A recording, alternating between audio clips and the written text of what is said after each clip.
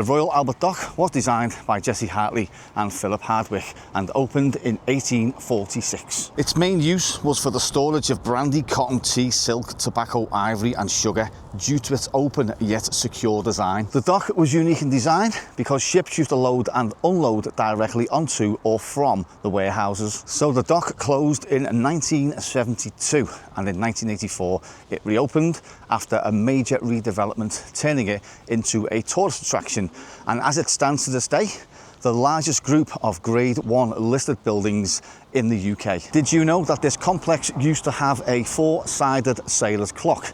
It's never really mentioned and I don't think it's ever been covered before.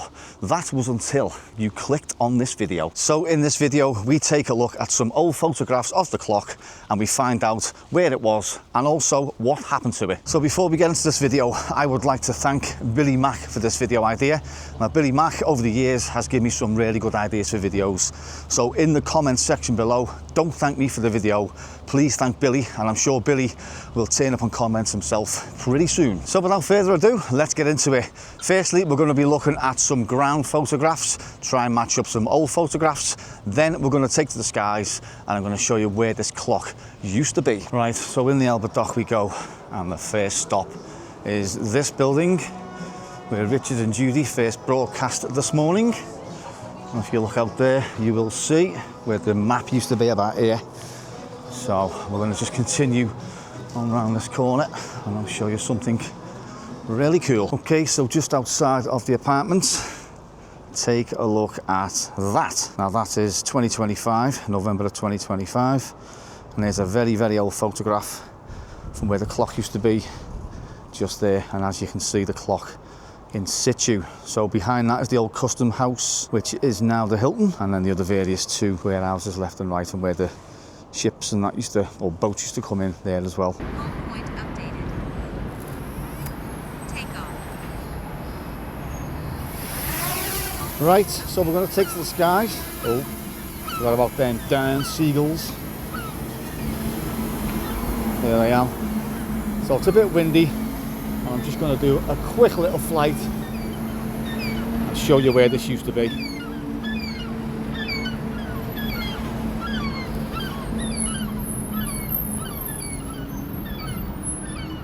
Right, so we're approaching Edward Pavilion and you see this pillar here right in front of us. I'll just zoom in.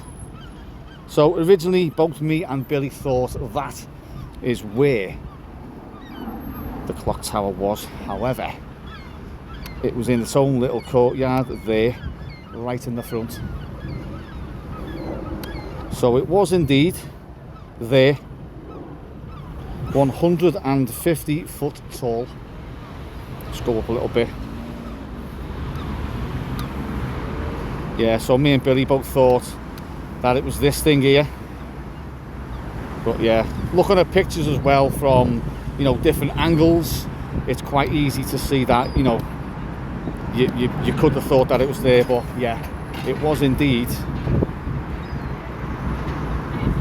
Oops, got a strong wind warning here. It was indeed just there in that little courtyard. Bring this in right now because I've only got a teeny weeny drone. It is quite strong winds, to be fair, like. Get blown away. And these seagulls may take it down.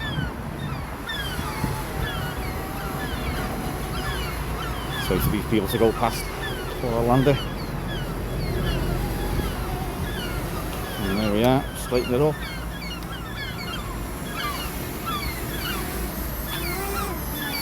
And land. Since that drone flight, I am literally getting attacked by this one here. Look. Yeah, it's on here now, look. It's on that one.